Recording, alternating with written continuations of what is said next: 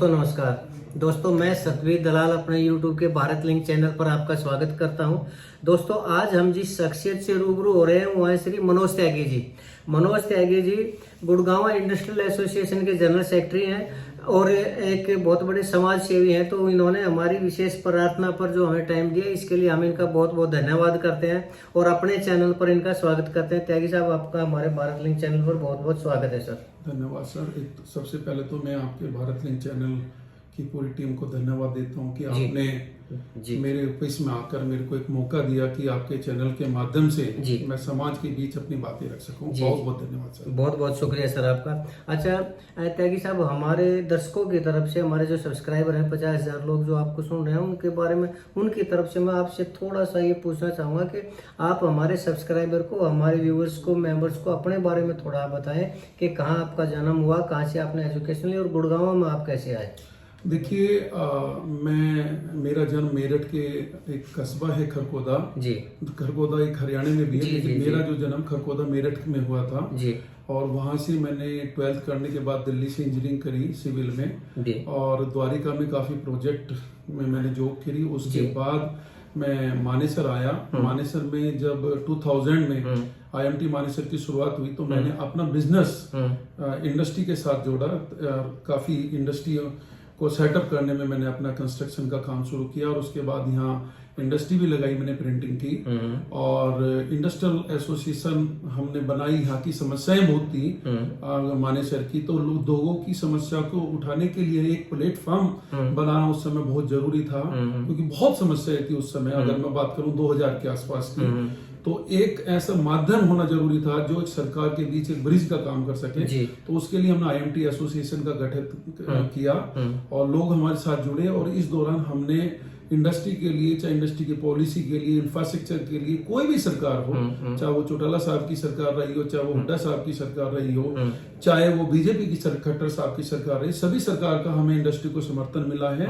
और इंडस्ट्री, हमारा एम एक ही है कि इंडस्ट्री ग्रो करे, हरियाणा इंडस्ट्री में नंबर 1 बने और जितनी भी ग्रोथ हो इंडस्ट्री हरियाणा में आए, इंडिया में आए, ताकि देश और प्रदेश तरक्की कर सके। वो हमारा उद्देश्य है। आपने हर सरकार के साथ काम किया है, आपने इनेलो के साथ भी काम किया है, आपने कांग्रेस के साथ भी काम किया है, आपने बीजेपी के साथ भी काम किया है, तो इंडस्ट्रियल फ्रेंडली सरकार कौन सी लगी आपको?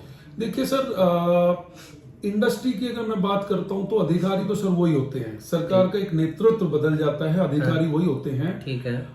मैं बिल्कुल के लिए ये तो नहीं कह सकता कि ये सरकार इंडस्ट्री फ्रेंडली है। सरकार तो हर एक सरकार का उद्देश्य यही होता है कि वो इंडस्ट्री को बढ़ाया जाए, क्योंकि देखो गाय तो कामधेनु गाय तो इंडस्ट्री है।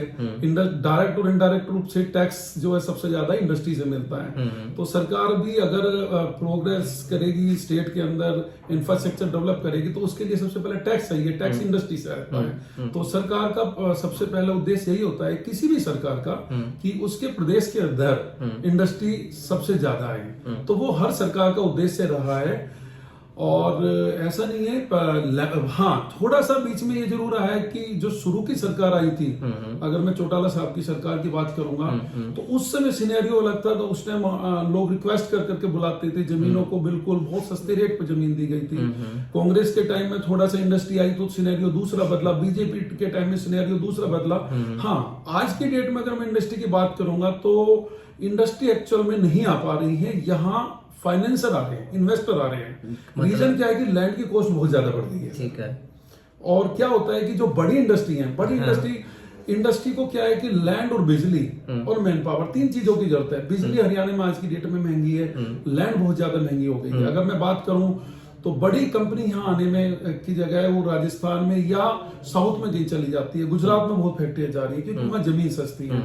बड़ा प्लांट लगा के अगर कोई यहाँ बैंक से लोन लेके, क्योंकि मैक्सिमम इंडस्ट्री लोन के ऊपर डिपेंड होती है, तो उनकी किस्तें नहीं निकल पाती। हालांकि अगर IMT की बात करूंगा, लैंड प्राइस इतना बढ़ चुका है तो वो दिल्ली के जो इन्वेस्टर हैं उनके कारण ज्यादा बढ़ा है।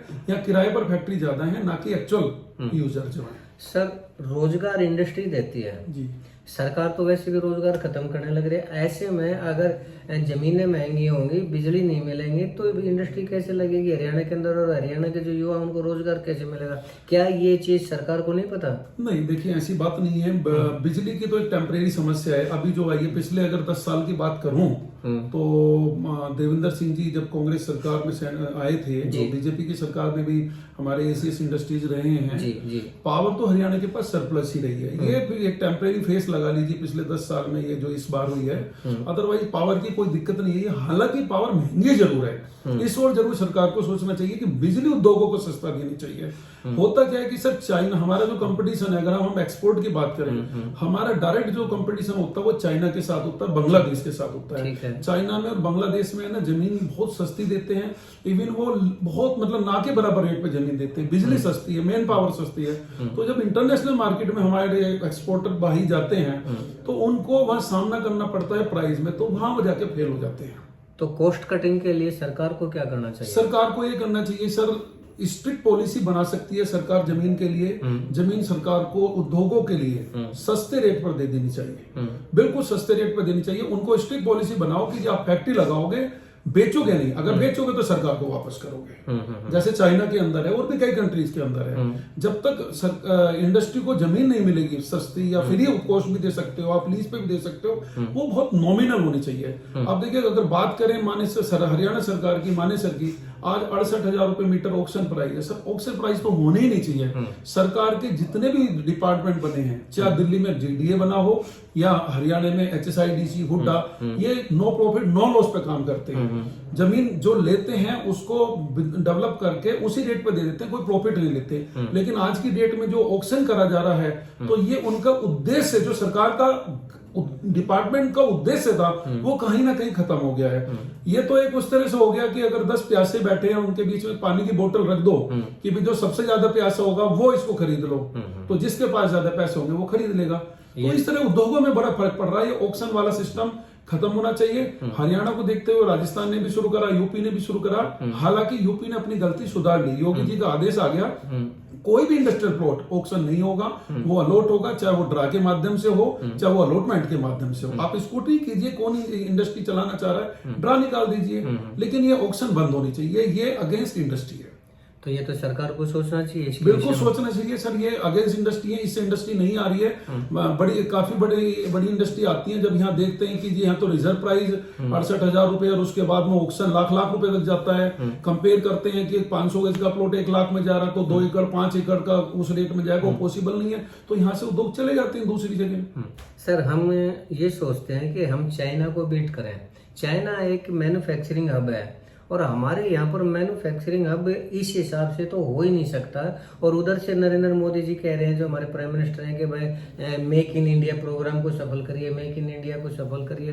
तो ऐसे में कैसे तो हम चाइना को बीट कर पाएंगे, कैसे ये मैन्युफैक्चरिंग होगा? और मैं कई आपको उदाहरण बताऊँ, एप्पल की कंपनी आने लग रही थी, वो जमीन की कॉस्ट को देख के नहीं यहाँ से चली गई। मारुति में जो माहौल बना था पीछे, वो भी मुश्किल से जाते जाते रुकी है यहाँ पर, नहीं तो वो भी सारा का सारा प्लांट राजस्थान में या और कहीं अपना शिफ्ट कर रही थी। ऐसे में हरियाणा क्या करे उसके लिए? हरियाणा के बच्चे कहाँ जाएं? देखिए, आपका कहना बिल्कुल सही है कि बड़े उद्योग है ना, जमीन के कारण बाहर पलायन कर रहे हैं। अगर आप देखिए, होंडा कार का है, वो गुजरात में चला गया या राजस्थान में चला गया, जबकि वो हरियाणा में आ सकता था। अगर आप पहले से देखिए, ऑटोमोबाइल हब हिंदुस्तान के अंदर अगर रहा है तो वो गुड़गांव रहा है। हर एक की पहली चॉइस होती है कि वो गुड़गांव में अपना उद्योग लगाए, लेकिन उसकी मजबूरी सिर्फ लैंड के कारण है कि वो लैंड की इतनी महंगी होने के कारण वो यहाँ नहीं लगा पाते। वो पलायन करते हैं, या तो राजस्थान करेंगे, या वो गुजरात करेंगे, या वो महाराष्ट्र करेंगे। बैंगलोर तक में भी लोग शिफ्ट हो रहे हैं। उसका कारण सिर्फ जमीन है और कोई कारण नहीं है। सर, अब सेंटर में जो सरकार बनी है एनडीए की, उसमें क्लियर मेजोरिटी नहीं आई है बीजेपी की। ऐसे में अगर कोलिजन की सरकार होगी तो क्या पॉलिसी मेकिंग में फर्क नहीं पड़ेगा क्या? उसके ऊपर दबाव नहीं पड़ेगा क्या बीजेपी सरकार के ऊपर? और ये ऐसी सिचुएशन उद्योगों के लिए क्या आपको लगता है कि खराब नहीं होगी क्या? देखिए, पहले मेरा एक जवाब रह गया था, मैं उसको रिपीट करना चाहूंगा। आपने मोदी जी के मेक इन इंडिया की बात की थी। Make in India Modi ji का, हमारे प्रधानमंत्री का जो स्लोगन है, उस पर पूरी सरकार काम कर रही है। उसका फर्क भी पड़ा है, ऐसी बात नहीं है कि उसका फर्क नहीं पड़ा है।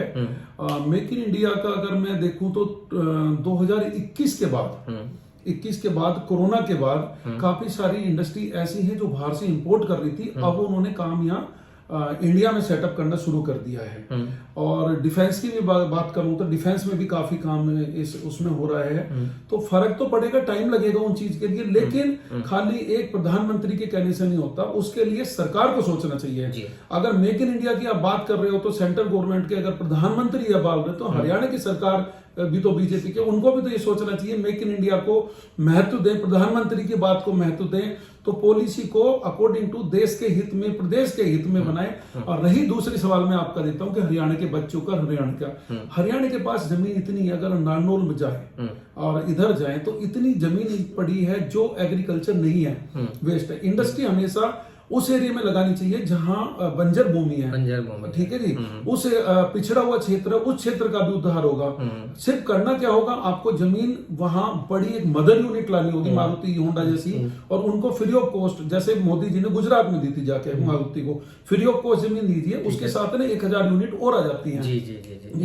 उसी के साथ साथ लोगों के आसपास एंसिलरी लगेंगी, डेवलपमेंट शुरू हो जाएगी। सिर्फ आपको क्या है कि वहां तक ट्रांसपोर्ट पहुंचाना है। जिस दिन आप ट्रांसपोर्ट पहुंचा देंगे तो उद्योग तो 100 किलोमीटर, 200 किलोमीटर भी जाने के लिए तैयार हो जाएगा।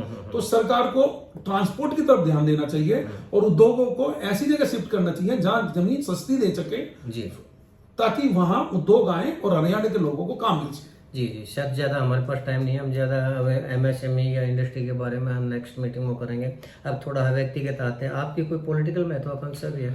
नहीं सर, देखिए पॉलिटिकल महत्वाकांक्षा मेरी कभी नहीं रही। अगर मैं पॉलिटिक्स में जाता तो बहुत समय पहले ज्वाइन कर लेता, साल में इस महीने 50 साल का हो जाऊंगा। तो अगर ऐसी होती तो मैं 35-36 की उम्र में सोचता। मेरा उद्देश्य तो सिर्फ यही रहा है कि इंडस्ट्री के साथ जुड़ा हूं, तो अब इंडस्ट्री की जो भी समस्याएं होती हैं वो हम सरकार तक पहुंचाते हैं, अधिकारियों तक पहुंचाते हैं और उनको दूर करने का प्रयास करते हैं। सर, आप इंडस्ट्री से जुड़े हैं, उनकी समस्याओं को सरकार तक पहुंचाते हैं, लेकिन इसके अलावा भी आपने समाज के लिए भी कुछ किया है या सिर्फ आपका जो काम है वो उद्योगपतियों के लिए ही है? नहीं, देखिए हम खाली उद्योगों के साथ कौन है, उद्योगों के साथ वर्कर्स भी हैं। हम जॉब लगा, जितने भी बच्चे हमारे पास आते हैं हम उनको ट्रेन भी करते हैं। हमने कई जगह वो खुलवाए ट्रेनिंग के सेंटर। इसके अलावा हम बच्चों की जॉब के लिए, क्योंकि सबसे बड़ा एक पुण्य का काम तो यह है कि अगर किसी की जॉब लग जाए, और दोनों को एक मिलाने का काम होता है। जब तक आप देखिए एक बच्चे को जॉब की जरूरत है, कंपनी को स्टाफ की जरूरत है, एक माध्यम एसोसिएशन ऐसा है कि हम उसके द्वारा उनको मिला देते हैं। आजकल तो व्हाट्सएप का जमाना आ गया, लेकिन उससे पहले अगर आप 20 साल पहले बात करूं तो हमारे एक आर.एन. मलिक साहब होते थे SIDC में, उन्होंने कहने पर मैंने एक शुरू करा था स्टाफ रख के कि मैं लोगों के बायोडाटा कंपनियों में पहुंचाता था। अब तक लगभग कम से कम 40 से 50 हजार लोगों को तो नौकरियां हमने दिलाई है। इसके अलावा कोरोना में जो बच्चे ऐसे गुड़गांव डिस्ट्रिक्ट के जिन्हों की फादर की या मदर की कोरोना में डेथ होगी और वो अफोर्ड नहीं कर सकते फीस की, हमने कंपनियों से CSR से उनकी एजुकेशन अडॉप्ट करी है 12th क्लास तक की। और भी जो हमसे समाज के लिए बन पाता हम कोशिश करते हैं सर। चलिए, बहुत अच्छी बात है सर। आपसे मैं आखिरी सवाल पूछना चाहूंगा, आप समाज को कोई संदेश देना चाहेंगे? देखिए, समाज को मैं संदेश यही देना चाहूंगा कि प्रेम से रहें, भाईचारे से रहें और देश को आगे बढ़ाने के लिए, ठीक है जी, अपने आप को ये ना सोचे कि सभी ये ना सोचे कि भाई मेरे को नौकरी करनी है। आज MSME को सरकार भी चाहती है बढ़े, छोटे छोटे रोजगार आप शुरू कर सकते हैं। आप खाली जॉब के ऊपर डिपेंड ना रहें कि भाई सरकार ही जॉब देगी, क्योंकि लिमिटेड सरकार के भी रिसोर्सेज लिमिटेड हैं। तो हर एक को ये कोशिश करनी चाहिए कि मैं एक नहीं तो 5 को रोजगार दूं। तो छोटे मोटे काम शुरू करिए, जॉब देने वाले बनिए, और उसके लिए आप इंडस्ट्री से जुड़िए। इंडस्ट्री में भी छोटे मोटे उद्योग, बड़े उद्योगों के साथ छोटे मोटे उद्योग बहुत होते हैं। तो आप जॉब देने वाले बनिए, जॉब लेने की कोशिश ना करें, देने वाले बनिए। मुझे लगता है आप मोदी जी से ज्यादा प्रभावित है, क्योंकि उनका भी बार बार कहना है कि एम्प्लॉय नहीं एम्प्लॉयर बनिए। देखिए, हमारे देश के प्रधानमंत्री हैं, देश के लिए अच्छा सोच रहे हैं जी। और खाली एक प्रधानमंत्री कुछ नहीं कर सकता जब तक पूरी जनता उनके साथ सारे लोग मिलकर करेंगे। देश को तो आगे ले जाना तो सब लोगों को मिलकर ले जाना होगा ना, एक व्यक्ति तो देश को नहीं ले जा सकता। बहुत बढ़िया सर, बहुत बढ़िया। तो दोस्तों, ये थे मनोज त्यागी जी। आपने मनोज त्यागी जी के विचारों को सुना। और इनके प्रयासों को आपने देखा, इन्होंने कितना कुछ किया है मानेसर इंडस्ट्रीज के लिए, उसके विकास के लिए। उसमें नई नई काफ़ी ऐसी योजनाएं हैं जो सिर्फ मनोज त्यागी जी ही लेके आए हैं, और शायद अगर ये इतना काम ना करते तो हो सकता है मानेसर इंडस्ट्री की आज ये ऐसी हालत ना होती, इससे भी कुछ न कुछ कम होती। तो पूरी इंडस्ट्री जो है वो त्यागी जी का इस चीज़ के लिए भी धन्यवाद करते हैं, और हम भी धन्यवाद करते हैं कि इन्होंने हमें टाइम दिया इतने बिजी शेड्यूल में से निकाल के। और आपका भी हम धन्यवाद करना चाहेंगे कि आपने अपना टाइम निकाल कर मनोज त्यागी जी के विचारों को सुना।